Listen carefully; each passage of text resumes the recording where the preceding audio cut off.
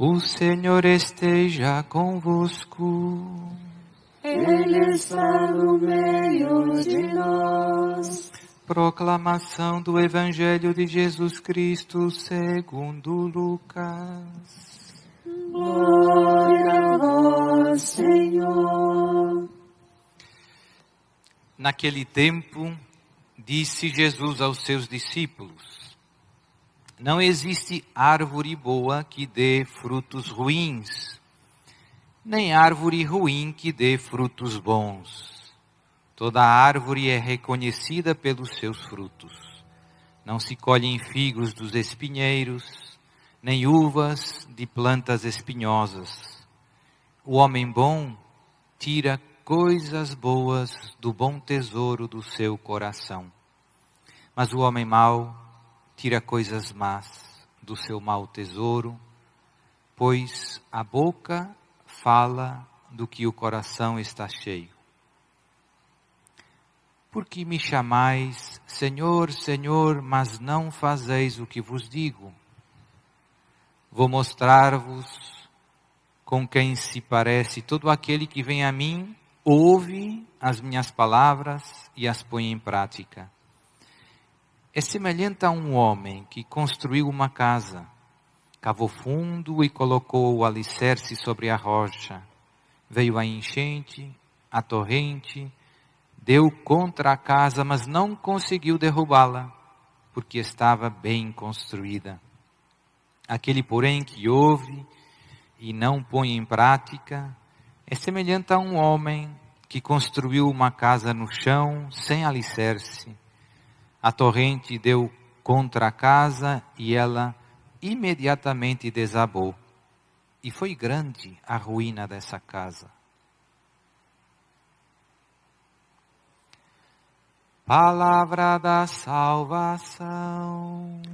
Glória a vós, Senhor. Queridos irmãos e irmãs, que alegria estar aqui convosco. Hoje celebramos a memória de dois mártires, Cornélio e Cipriano, um que era papa e outro que era bispo, lá no norte de África. Foram amigos e uma coisa que eu sempre considero curiosa é que foram mártires, ambos deram a vida por Jesus, mas houve alguns desacordos entre eles. Tem algumas histórias curiosas. Às vezes tem santos que são muito amigos, mas também tiveram as suas brigas. Também acontece, por exemplo, com Santo Agostinho e São Jerônimo. Santo Agostinho estimava muito São Jerônimo, mas também tiveram as suas brigas. Então isso não nos deve surpreender. Tem tanta coisa em que existe dentro da igreja espaço para diversidade de opiniões. Tem muita coisa que de facto não é dogma de fé, digamos assim, que se pode fazer de muitos modos. Então isso é importante, porque às vezes nós somos pouco tolerantes com coisas que devíamos ser mais, que tem margem para tantas, como eu digo, para tantas posições legítimas. E isso não significa que tudo é relativo, não. Mas que há muita coisa em que se pode fazer de muito jeito. Basta ver a vida dos santos. Os santos são iguais no essencial, na fé, na esperança, na caridade, nas virtudes, no credo, na profissão da fé. Mas depois são muito diferentes. Os carismas também são diferentes. E Deus quer essa variedade. Deus quer. No fundo, o amor de Deus em nós por um lado, nos configura com Cristo. Todos somos mais Cristo. Mas essa configuração com Cristo não despersonaliza. Pelo contrário, nos torna verdadeiramente quem somos. Jesus no Evangelho nos convida a viver a palavra. Por que me chamais Senhor, Senhor, mas não fazeis o que eu vos digo? Existe esse risco. Nós todos os dias, graças a Deus, estamos em contato com a palavra. Se não me engano, quem reza o ofício divino e quem participa na Santa Missa tem todos os dias, penso que 22 leituras bíblicas. E se alguém ainda faz mais um pouco de Lectio Divina, ainda tem mais. Então, a abundância da palavra cada dia é grande.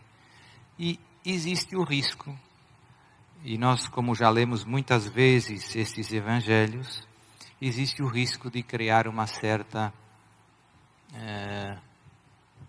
digamos que, insensibilidade. Já escutamos, parece que já sabemos. E então, cuidado, temos que policiar-nos, vigiar sobre nós mesmos. É Deus que me fala cada dia. E nunca parar de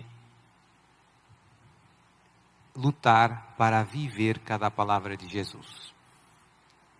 Cada época, cada momento da história tem, digamos, as suas virtudes.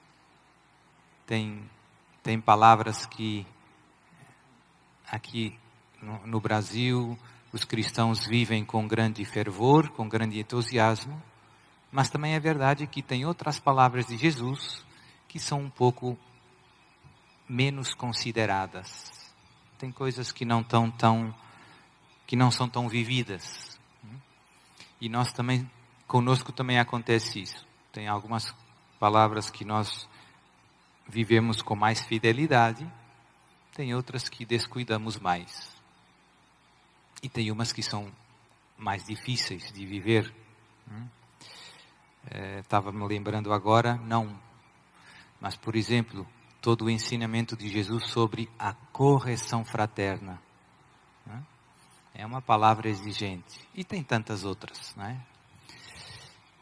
E por isso o convite é sempre esse, não deixar a palavra passar pelo nosso coração sem produzir fruto.